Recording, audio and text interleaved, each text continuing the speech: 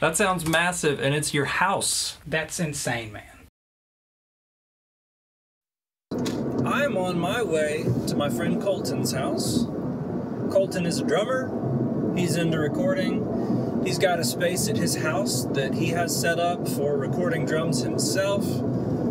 But he asked me to... 2 lanes to take exit 69. Siri's giving me directions. Colton asked me if I would come over, check out his setup, and see if there's anything he might be able to improve. It could be personal preference things. If it were my space, I'm gonna tell him what I would change and what's already good, all that stuff, and see what kind of sounds we can get. Let's do it! Let's get it! That drum tone! See you at Colton's house. We should walk into the room like one of those home makeover shows. Yeah. Like I thought about that like stuff. I just arrived. What a cool place, Colton. Show me. Here it is. Wow, I've never seen this before. This is my crib. I love it. So you were telling me you made these panels yourself. Yep. With materials from Acoustimac. Acoustimac.com. And this kit is new?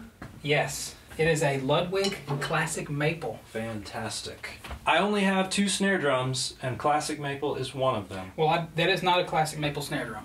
Well, then you're missing out. Oh, yeah. No, what is that snare? It's a Tama Superstar, something like that. Ooh. I borrowed it from my church. Sweet. But there's also a Pearl utility. Okay. It's a little odd. I think something's wrong with the rim. Oh, The bearing gotcha. edge, it doesn't tune up properly. Gotcha. Well, that is important for recording. Yeah. And then cymbals, you're working with... Some Dream cymbals, Bliss series. We Yes. have 2 16-inch crashes, Bliss series for the hi-hats, a 22-inch paper thin crash, 24-inch small bell flat ride, and then a 22-inch crash ride. I love it. I especially love the way those hats sounded Yeah. when you played on Candace's song. Mm-hmm. Plug for Candace's song, You Are by Candace Bennett Hughes. Go check it out. So, like, what are specific concerns that you have about your setup right now? Just getting it right at the source. Mm-hmm. So I did have some questions about the rack tom tuning. I'd love to go over that before we start recording. Yeah, sure. Because I've had issues with the 13-inch rack tom. Okay. It seems like I can tune a 12-inch rack tom easily, but Okay. when it comes to 13, I'm struggling. Okay. It's a small room, and I'm trying to get a big drum sound. Mm-hmm. I have a room mic right there. Yeah. I've experimented with a few positions, and Yeah. that seemed to be the best spot from my ears. I mean, I'd love to hear. Have you tried putting it out in the hall yet? I haven't done that yet. Okay, because that would do it. Yeah. Because this right now is basically an overhead that's pointed the wrong way because it's so close to the kit. Yeah. I think it is a pretty good idea that you flipped it around, but I think if you were to put it down the hall and smash it with a compressor, you'd be really surprised. I enjoy having stereo room mics because it just gets a really wide ambience, but if I only have one room mic, I love to send that to a ping pong slap, Okay. like 50 milliseconds, and saturate it, and so you end up just getting this like Wow. really ambient, That's cool. yeah, ricochet kind of thing. Yeah. So I would love to try that soon. That would be cool. Yeah. I guess my only concern with that is when I'm tracking drums, Emily's around the house. Mm-hmm. Oh, I see. Just what you mean. walking Like around, picking her up, walking around. Yeah. Okay. The good thing is, depending on how loud her footsteps are, Yeah, the drums are going to be a lot louder than what she's doing. that's true. Unless these she's do- like, I don't know, pots and pans or something. Yeah, that makes sense. I also meant to ask what microphones you have. So I have the Audix mic kit, Yeah. just for a few of them. So for the rack tom, we have the Audix D4. Mm-hmm. i5 on the bottom, just your classic Shure SM57 on the top. Love it. And then this is an LCT, it's a Lewitt LCT 240, and this was my first, or my second official condenser mic that I Yeah. bought, other than the studio, just the, what's it called, the Focusrite studio kit Yeah. with that cheap condenser. Uh-huh. This was like my first condenser purchase. I love it. So And I love condensers on toms. I got that idea from you. Really? When I track drums at your studio. Yes. What do you have again? The Aston? Right now I'm using the Aston Origins. Okay. I did have my AKGs, the 414s on the toms, but I got so scared having them that close to sticks. Yeah, that makes sense. And the Astons are literally metal pipes. Mm-hmm. So it doesn't matter if they get hit. That's pretty cool. And then overheads. Yeah, I just got these. These are the SE Electronics, and they're SE7s. Nice. So they're just like pretty standard. They're like a more entry-level overhead mic. But I had a mix match. It was actually this mic and then the Focusrite cheap. So it wasn't a matched pair. Yeah. The cheap mic was way too harsh. Okay. So getting just a matched pair like these it was game-changing. Got it. And then the other one of these is your room mic over here, right? Yeah, and then there's another one laying around in my closet. Okay. Those are D2s. Okay, cool. Well, let's talk about this tuning. What is your approach with trying to get the toms in a good spot? I want that, that low, punchy worship tom sound. That larger-than-life tom sound, like cannons, basically. Yeah. And I have the tune bot, and I've been using that. There you go.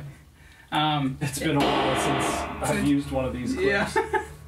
You got them fancy stuff. Yeah, man. That's how it is right now. Uh-huh. And, it sounded pretty good when I recorded it. Uh-huh. And it seems like when I tune this tom up higher, I just get some weird overtones or resonance from the bottom head, maybe. I make sure the lugs are in tune with each other. And I try to make sure that the bottom head note is like a minor third from the top. From that? From the top head. head. The batter from the reso head. Interesting. I've just watched a ton of YouTube videos. I've seen every one of them on how to tune a rack tom. Yes. And I've tried every tune bot frequency, but they just don't seem to work with mine. Gotcha.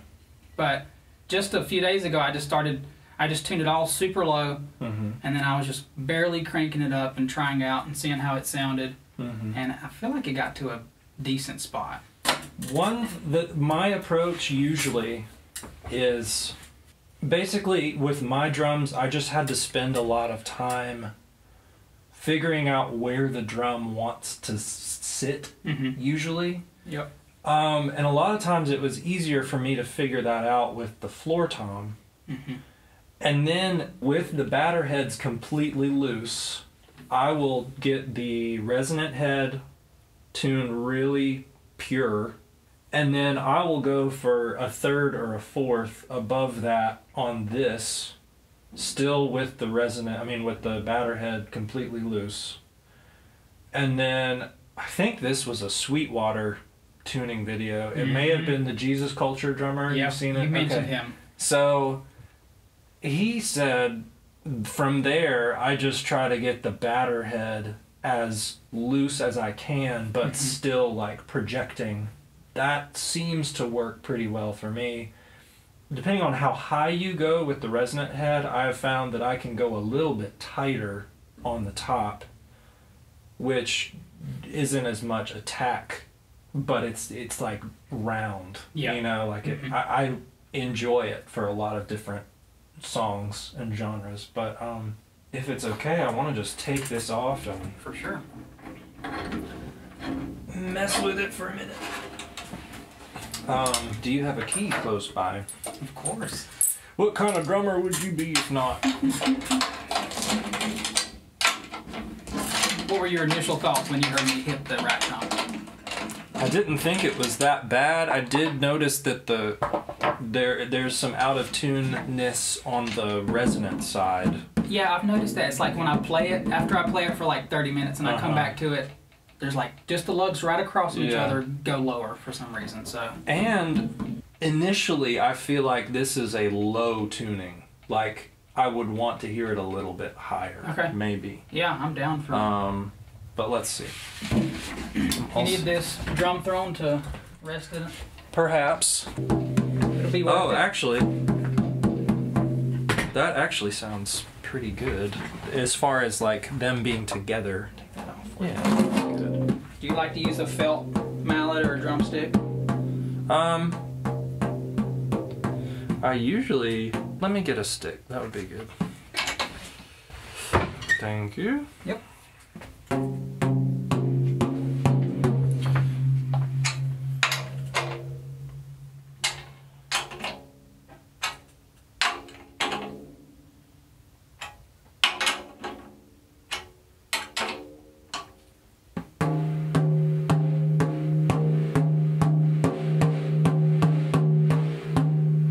Will you flip the snares off of that? Thank you.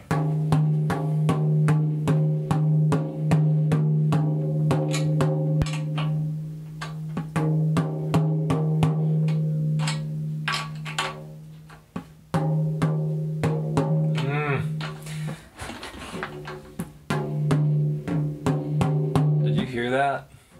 Like seating it made it drop like... Yeah.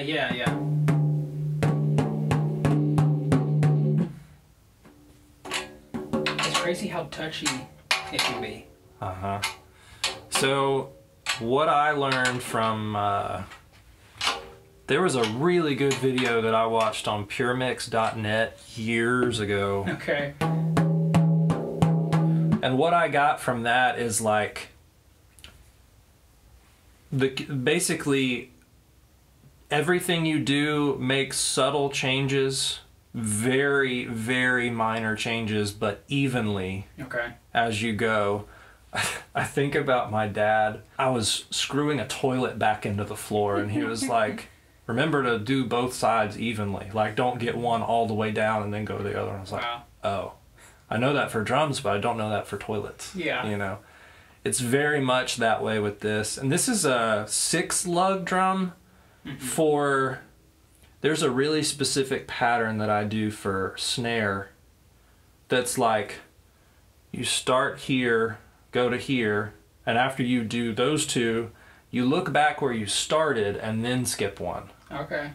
Do that one, go across, look back where you started, and then skip one. But with a 6... that doesn't work with the numbers. And of course, when I say snare, I mean I might have a...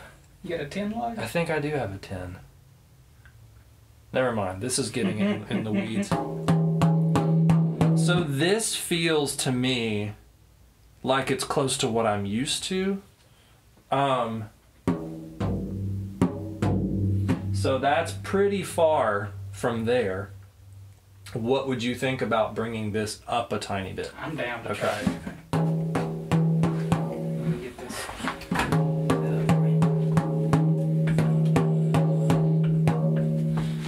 Yeah, if you don't mind getting that flipped over here.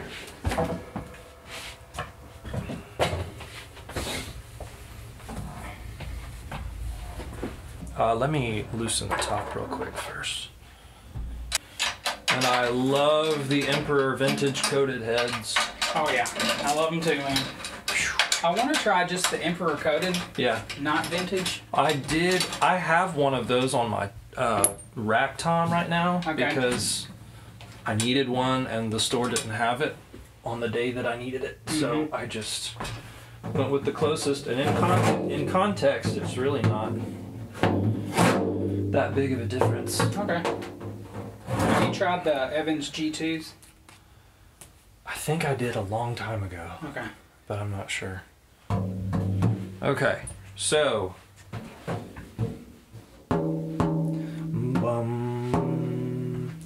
Here comes the bride, here comes... That's how I always do the 4th.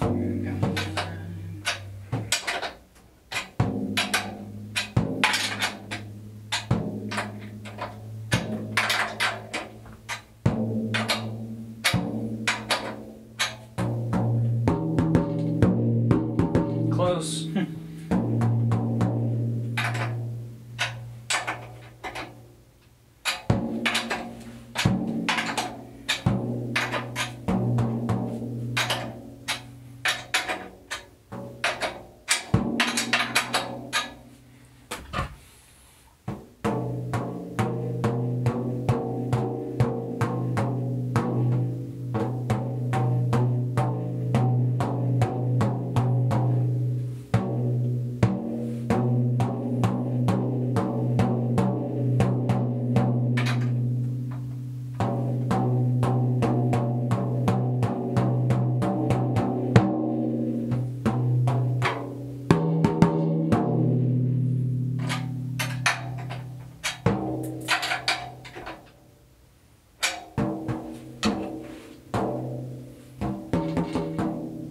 Now it's a 3rd.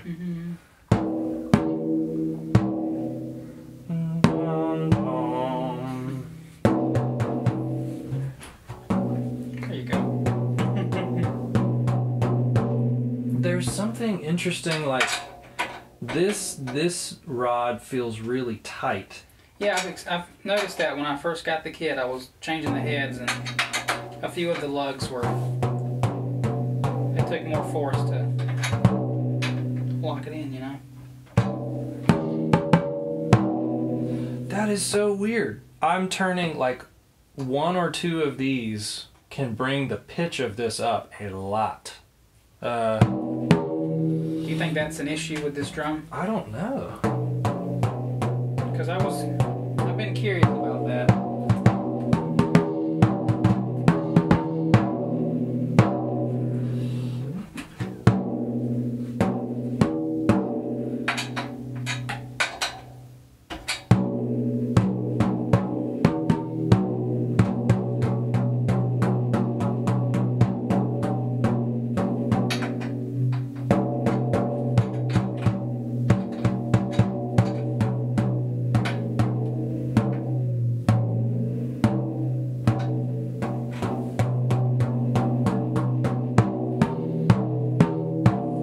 So this, I feel like I'm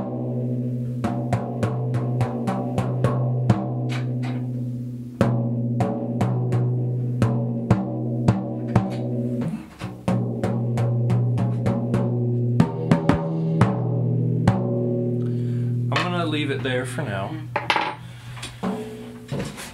Personally, I like fourths, like tuning in fourths for 2 toms, but Between the 2 tones? yeah. Okay. It's just, it's easy to hear and usually works, Okay. you know. All right, so finger tight all around.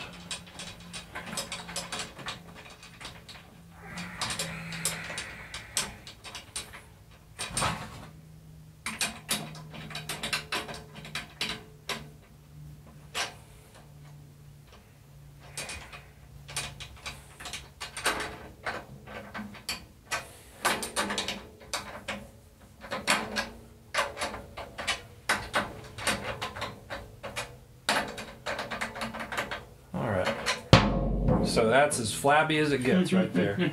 I'm gonna take these off just for a second. I'm gonna start, as far as I know, these are finger tight. I'm gonna start with like a 1/4 turn on all of them.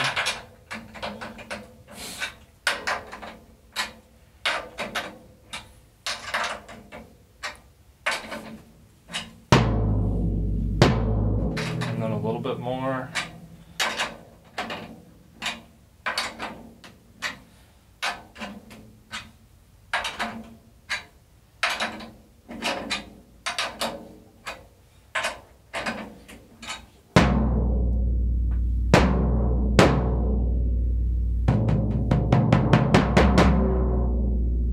It's got that roar to it.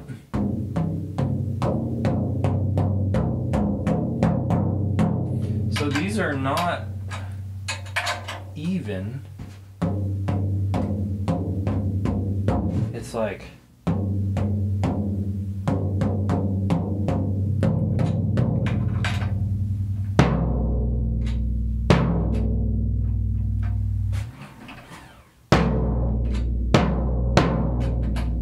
ooh.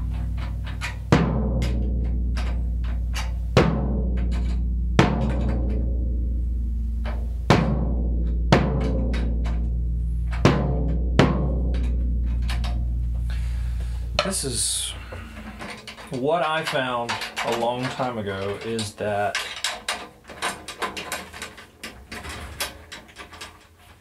if there is anything that makes it difficult for me to tell if the rods are finger tight, yeah, then my starting point is kind of off. Okay. So this seems to have,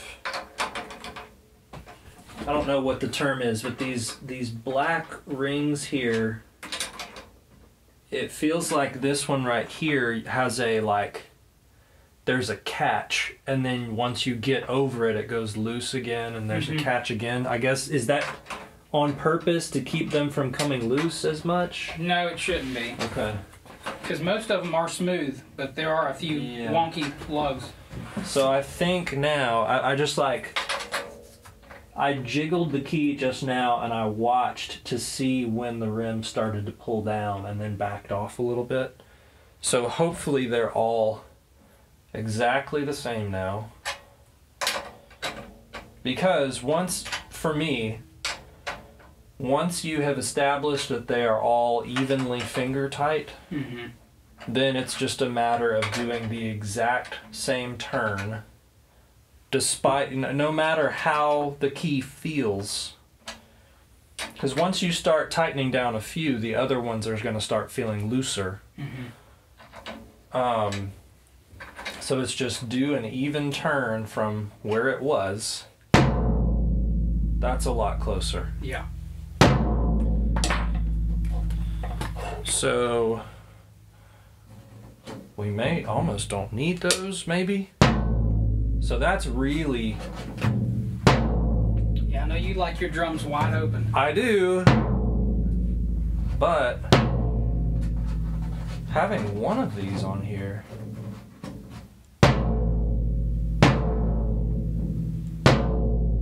that's nice.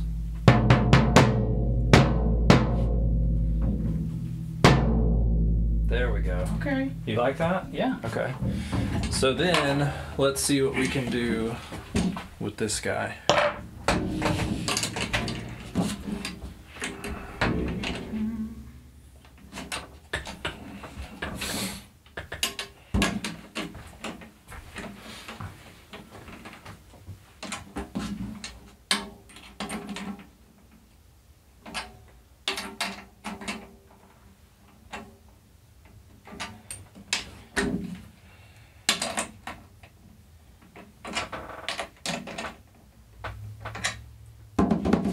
All right. I don't want to go ahead and mount it again because it might. Actually, let's do it because sometimes the mount can affect the way the rim sits. Yeah, I do notice a change in the tension as soon as it's mounted versus finishing the tune on the drum thong. Yeah. Okay, so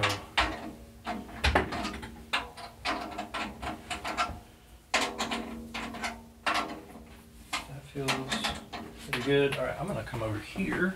Feel free.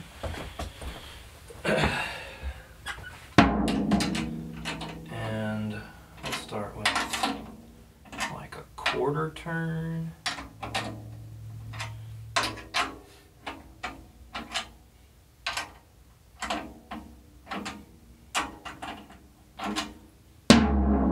Goo. Yikes.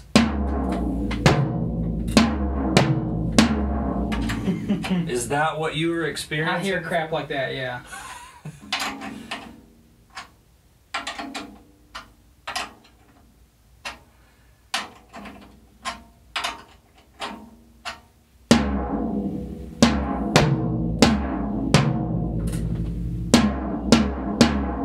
Weird.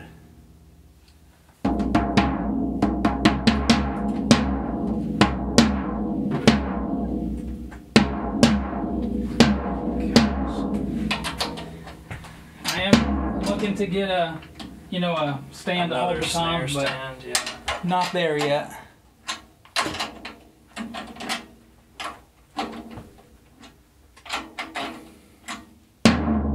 Oh.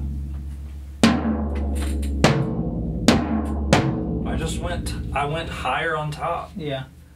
It's better.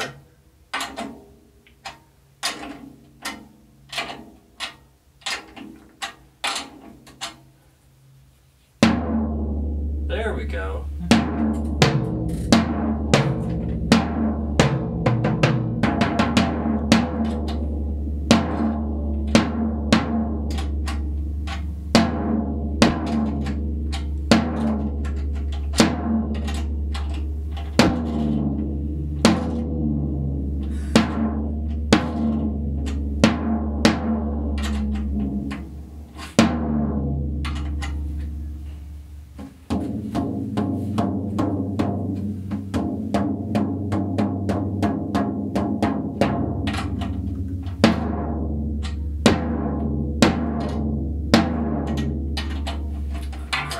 whenever I get to this point, I just have to start over.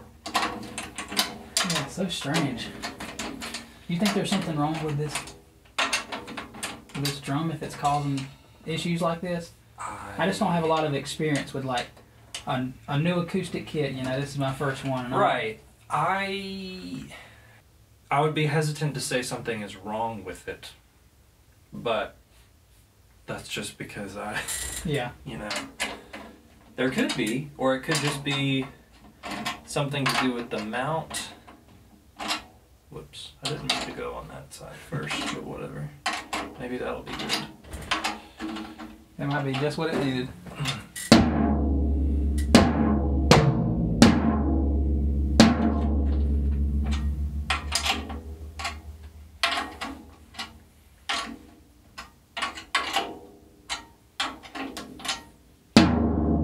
Can I see that other gel over there? Oh. Or, oh yeah. There you go. What are these specific ones called? I don't know. I got a cheap pair on Amazon. Okay. Let me find the case.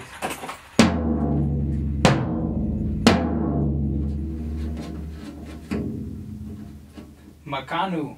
Makanu. Makanu. All right. I don't know. So I'm curious to know what this sounds like. Not. You mean to hold it Yeah. while you tune it? Yeah. Just hold that for me and let me hear if it's different.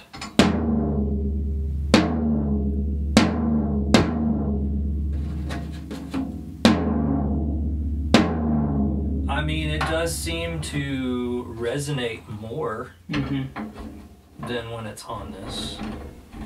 I wonder if that means... If I had to guess, it means it's putting more tension on this one. Because that's where it mounts, so I wonder...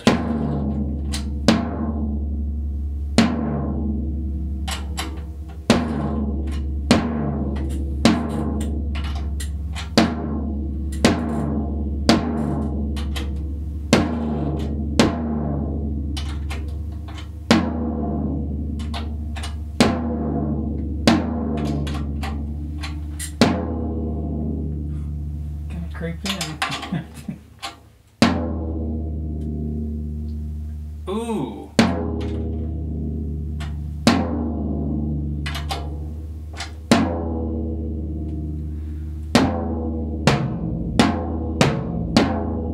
So, I don't necessarily like the way that sounds, but what I did was on the opposite side of this mount, I started cranking it up to kind of like match that being pulled. Okay. And it seemed to make it a steadier sound.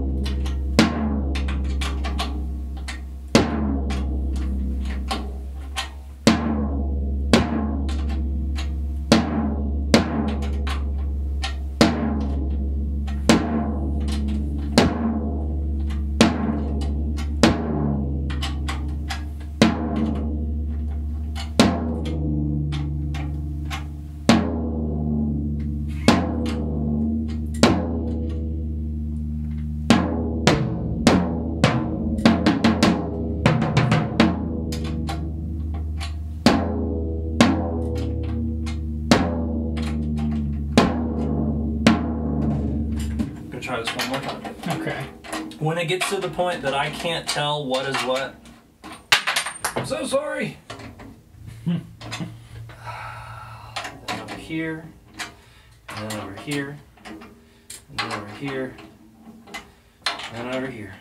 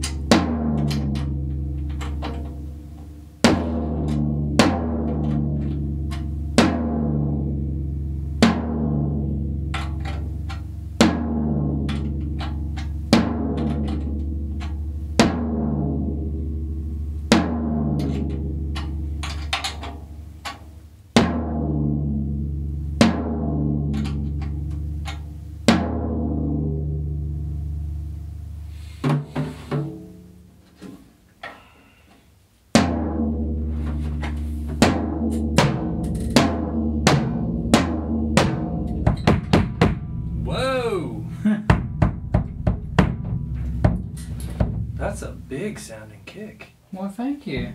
Ooh. You got that low boy going. That's You like nice. it? Yeah.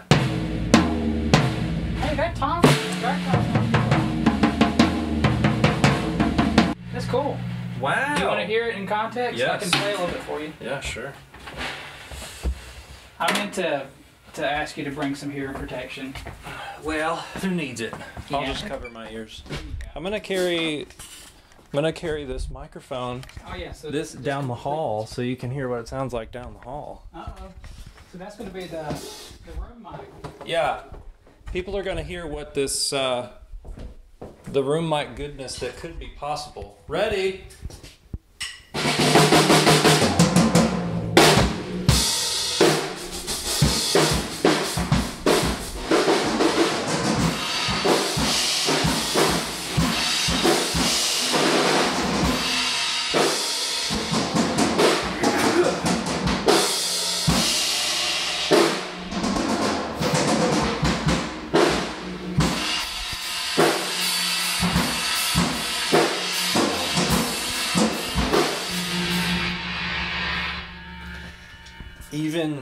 Even in the kitchen, all the way down the hall, it was peaking like crazy.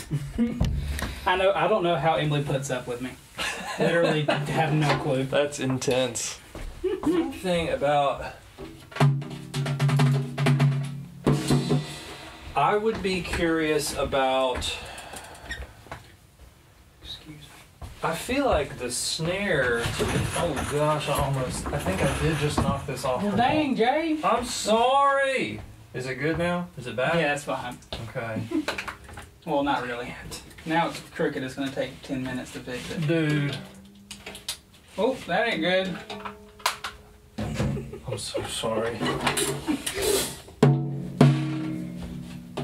Also, the snares loosen up. Just wide playing. So. Oh, okay. It seems like the res head could potentially come up slightly. Oh, okay. I haven't tuned the Rezo head in a while. Okay. You know, it's just a hassle to get in. Oh, hello. Forgot about that guy down there. That Rezo's your friend, man. Ooh. Yeah, that thing probably got loosened a good bit. Let's see. Wow. Can I do this? Alright, and then...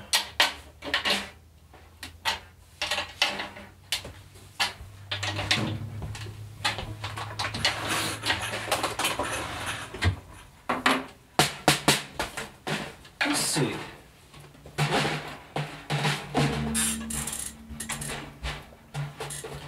God.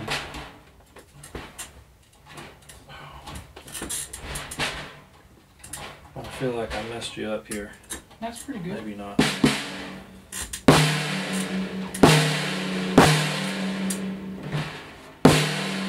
That just seems a little more stable to me. Mm-hmm. Especially in lower tunings, when the resonant head starts to get lower, the drum just kind of like. Okay. All I know to say is. That's nice. That feels good to me. I'm gonna knock it down again. All right. So I think it would be good if we. Ooh. Well, hey, little guy. Yeah. Also, these little moon gel knockoffs, they don't stay stuck onto the head for long. You have to put like a fresh one on and never take it off. So you got to know where you want it. So these overheads. Yes. Did you measure them to the snare? Yeah. Okay, so they're in a good spot. So is that like a good placement, like over? It looks fine to me. It's a big personal preference thing. I have a friend who, yeah, he does that. He legitimately measures 47 inches. and then 47. Did you get 47 from somewhere, or is that just what one of them happened to be? I just change the numbers every single time. Because I have a friend who, there is a specific number of inches that he looks for between the snare. I have heard of that equation with the drumming world. Yeah. Interesting. Yeah. I'll have to find it. I found it on, you know, Andrew Masters Music, that guy? Andrew Masters on YouTube. Yeah. Or he has a buddy, another YouTuber, who does just drum stuff. Yeah. And he explains the whole equation. I'll have to find it and send it to you. But it was pretty cool. I wrote it down, but there's no telling where that sheet of paper is. Yeah. Well, I feel like we're in a good spot to get some sounds. Okay. Nice. So here we are over at the desk. So you're running Logic, is that right? Yep, Logic Pro. And your interface is?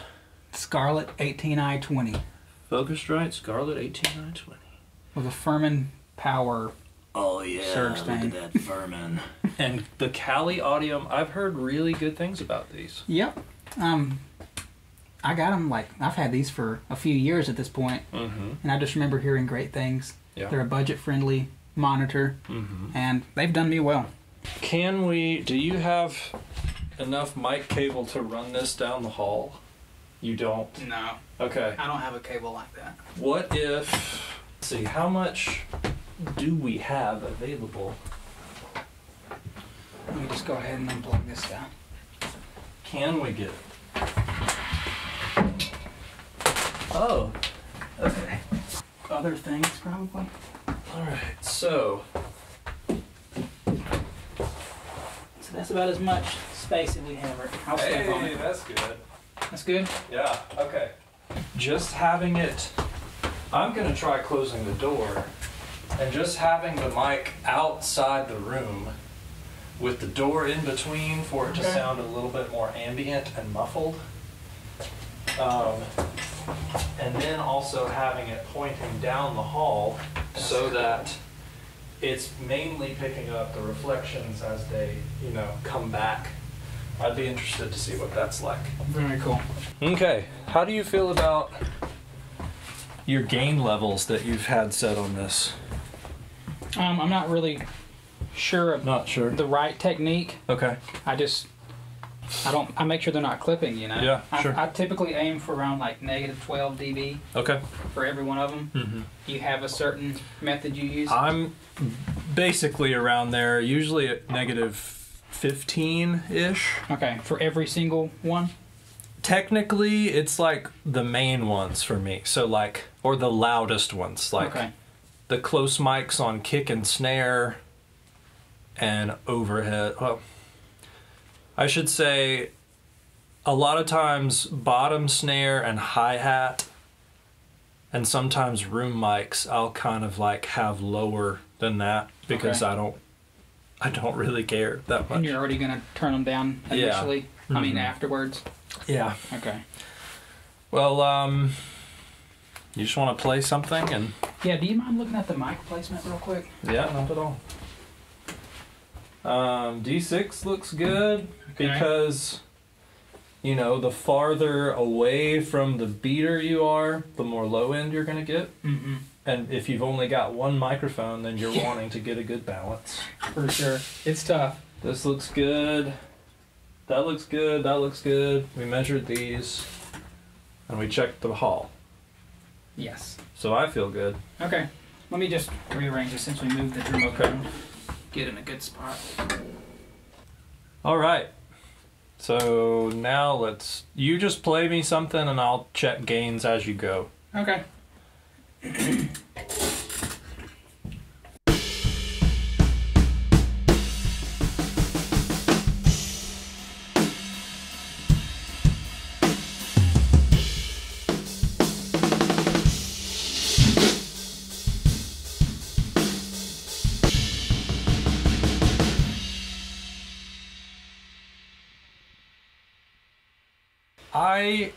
I put a pad on a couple of things. Okay. And brought the gain down a little bit more. I'm going to listen to this loop here. You hear that? You hear that room mic? Yeah. So is that That's to your ears? exactly what I'm looking for. Okay. It's like trashy and distant. That's a really nice overhead sound to me. So now I'm gonna check phase. Do you happen to have a mono button on the output here? You could put a gain on the master, like the utility gain, and you can switch it from mono to stereo. Oh really? Yeah. Yeah, do that.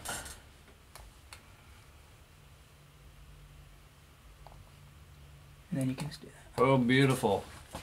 Okay. So this makes it really easy for me to hear phase. Even if they're already set to the center. Oh, I guess the overheads are panned at this point. I didn't see that.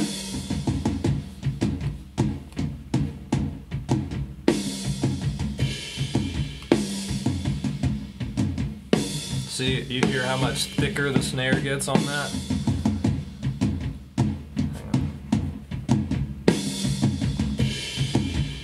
Oh yeah. Yeah. That low end opens up. So the kick is tough to hear with phase. I'm gonna try. It's just hard to tell what sounds more full right now. I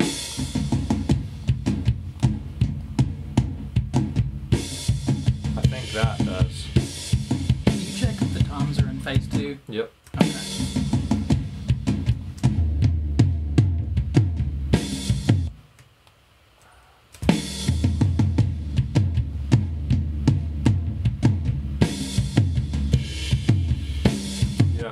That one's good.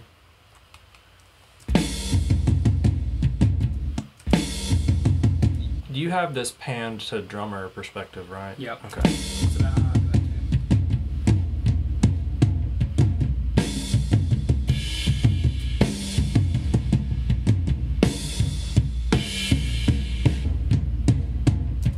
too. Sounds pretty great. That's without the room mic. That has a lot of character. Yep. I'm gonna mess with this room mic for a second and show you just kind of like.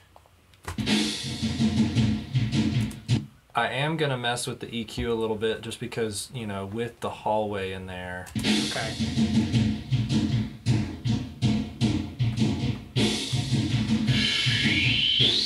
Like that. So that's what Emily hears when I'm drunk. Yeah.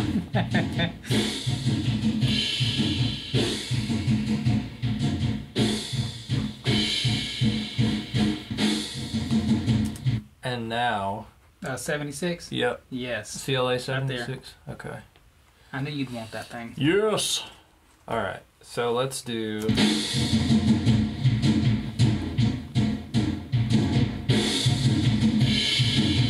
Uh-oh.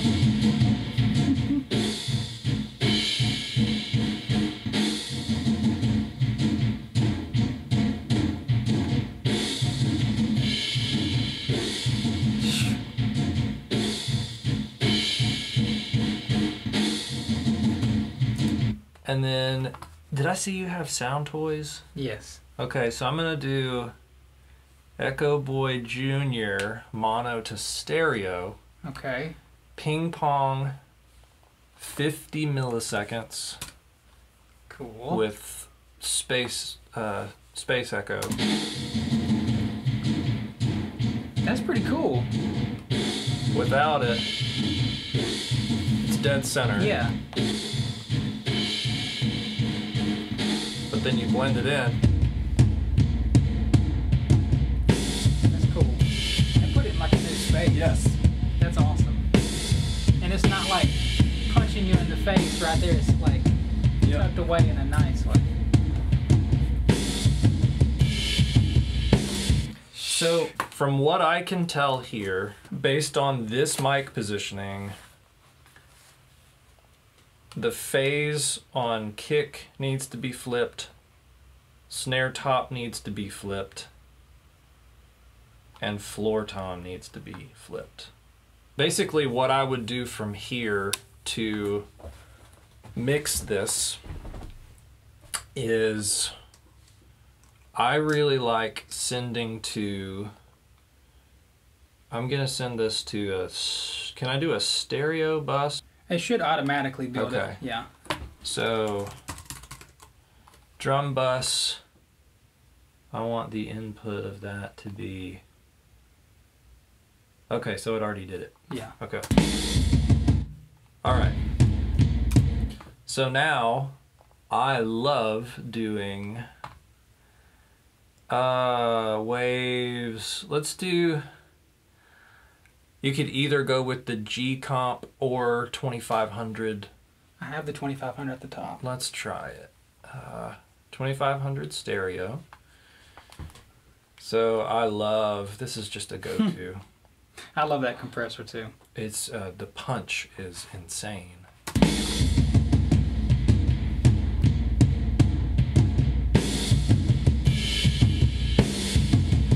So you do a slow attack.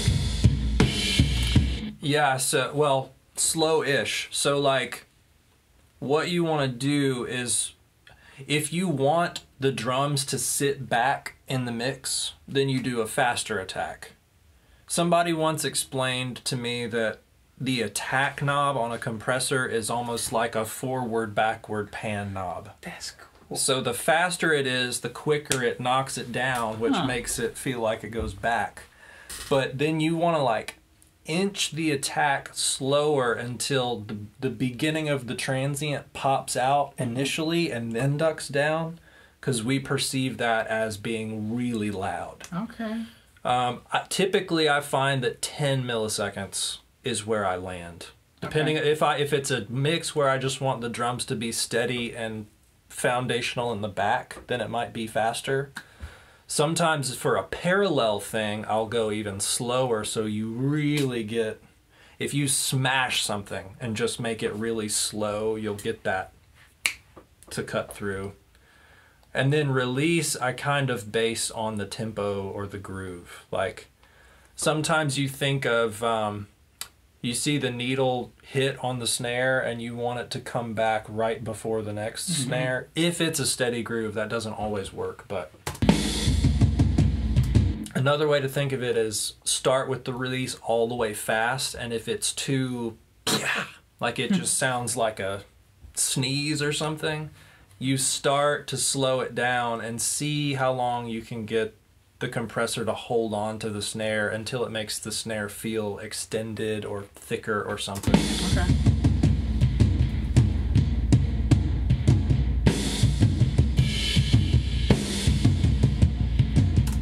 Somewhere around there feels good to me. And then I would set up a, I'm gonna do a send to parallel. I just spit on your desk, I'm sorry. Thank you. Parallel compression. And for this, I will send the, whoops, I'm gonna send, how can I drag this over? Can I drag this over? I just highlight them all, and then I'll choose the bus I want to take. Oh. Okay. So you can. Well, I just want to take it away. There we go. Okay, so I'm gonna do kick. I guess I'm gonna do. Basically, I'm gonna do everything but overheads and room. Okay. The skins. Yeah. The skins, the shells. All right, parallel comp. All right, Did so you put everything into that drum bus? Yes. So everything, like all of the drums going into the drum bus, basically for the basic drum mix signal, you don't want any of the drum signals to go anywhere other than the drum bus. Okay. Like a thing that I see a lot of people do is like, the drums are going to the stereo output and also to the drum bus. I've been doing that. Yeah. Like, so I've never had it set up as the output before. Yeah. So the drum bus has to be the only way out for those things. Wow. But then what you do with the parallel compression is just pick and choose which drums you want to send over. And then... It's because... Let me just do this real quick. So I like to select all of them. Hold down shift. Oh, and then I click you have the Alt or Option, and then it'll take them straight to the default. Thank you. Okay, so this is just the parallel compression that we're hearing. 76 stereo. Okay, so what is the double /comp mean? Parallel. Oh, okay. Yeah, that makes sense. That's something I came up with. It's real clever. That's really smart.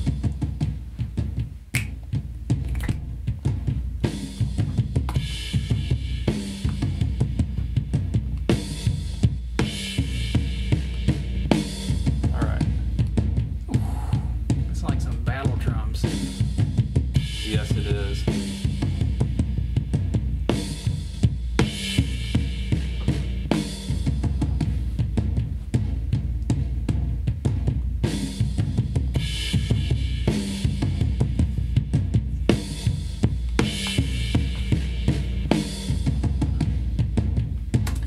So I'm wanting the parallels to be really aggressive like that. And then I'm gonna just blend them in.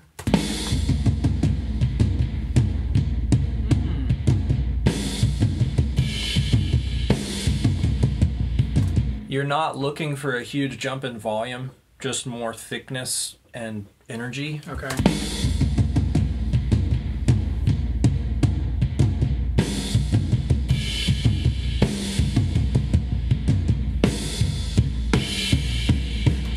And one thing I will mention is that I haven't done any gating on the snare or the toms. Typically, I would have gone through and cut out the in-between stuff on the toms. So you are going to get a lot of cymbal bleed coming up in the parallel compression channel right now. But what I find is that when you have a room mic blended in a lot with a drum mix, it sort of masks that.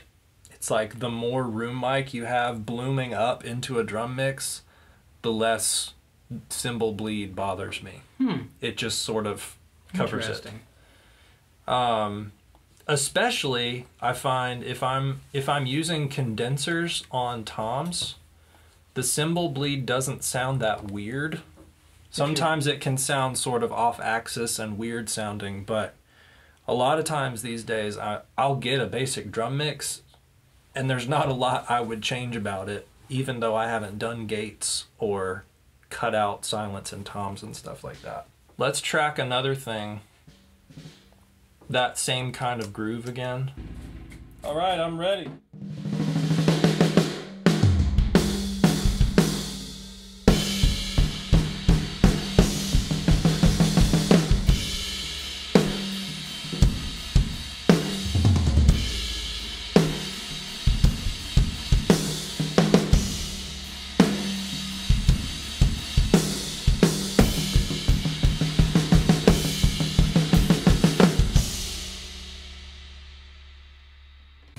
So let's listen to this one more time.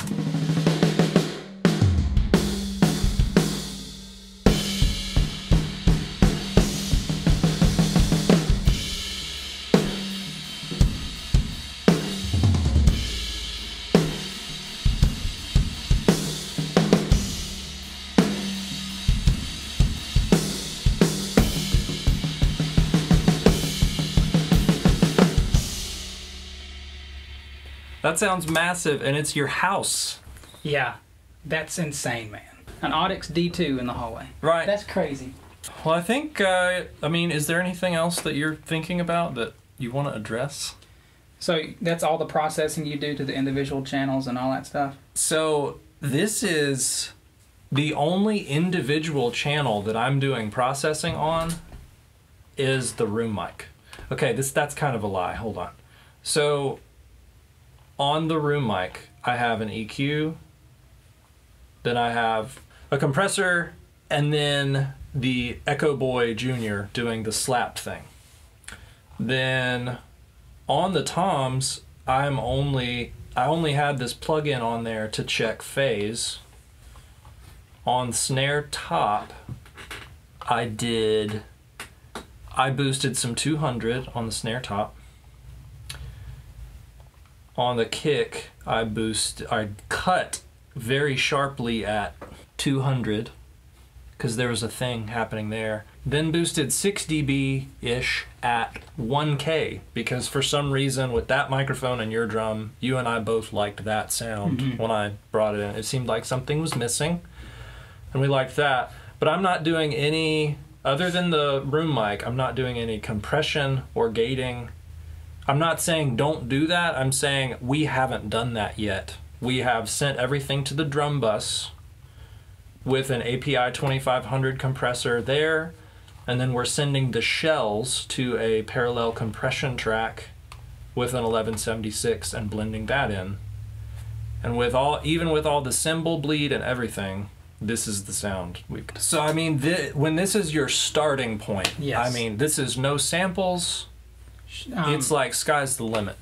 Yeah, so do you recommend adding samples to this particular sound? Do you think that would benefit it? It just depends on the song. Like, it is such a taste thing. Yeah. I would try to get everything I can out of this, unless it were...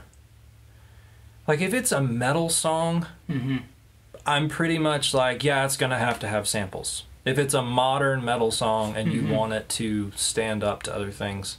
Other than that, I have a lot of fun trying to not use samples and just see what I can get. Like, we spend so much time picking microphones and buying drums and figuring out how to tune them. And sometimes I just don't like to set up for recording and say, well, I know I'm going to replace that, so it doesn't really, you know? Like, I've had that mindset for so long. Right. I mean, I'm just transitioning over into this realm of things, you know, in the music world. But I will say... I use samples very often, but for years it's just been blending. Yeah. You know, like blending in such a way that if a song switches to a build, it doesn't sound like something went away. Usually it's like you can hear the snare sample cut in the last like 4 hits of a build. And then at the beginning of the build, you like automate up the bottom snare mic so that tells your brain like, oh, there's a build happening here. So it's like bottom snare comes up higher, real snare mic does its thing, and then the sample and the bottom snare mic kind of like do this. Wow, that's cool. In automation stuff, in mixing. Yeah. Yep. That's good stuff. One quick question though. You had your overhead video. But you mainly explained like placement and how that's like the overall picture of your kit. Is there any other processing you do to the overheads particularly? Because sometimes I feel like the cymbals cut through too harshly, and I'd love for them to just be balanced out underneath the drums. A lot of times that is EQ. Like if there's a specific harsh frequency. Yeah. But I guess that sounds pretty good to me. I didn't do anything to these overheads. One cool thing to do with overheads and rooms, sometimes I just happen to think about this. Sidechain compression with the kick drum. So you put compressors on the overheads and the room. And the room, okay. Or one or the other, just see if it works. But when the kick hits, it pulls down on the overheads. And then the cymbals, it's like the cymbals duck when the kick hits, and it makes it feel so loud. Makes the kick feel so loud, even if it's not. That's a common overhead processing I do. Other than that, I don't do a lot to them. I know, I'm shook right now. There's nothing hardly. Yeah, virtually nothing. I've never achieved that type of sound with that little of processing. Like usually... Most of my channels have at least 3. Yeah. And then there's probably 3 or 4 buses. And don't get me wrong, like, the reason I would leave it here for now is that I don't know what the rest of the song is going to be. That is true. You know? You can spend forever trying to get this drum mix incredible, and then as soon as you drop the rest of the instruments in there, suddenly it's like, this for some reason isn't working, and then you kind of have to reverse engineer. But I'm very happy with this starting point. Me too. Do you mind sending me these stems so that people could download them and hear them in their spaces? Yes. Let me see. That'll be in the link in the description. Like, subscribe, changing your life one video at a time. All right. I think that's a wrap. Colton, thank you so much for letting me into... What's your studio's name? Connor Studios. Oh, that's sick, man. Studio. Connor Studio. Yeah, because it is only one. The one. There's no two. Connor, Con Audio. X-Con Audio. You spit on my desk again. Individual tracks. That day.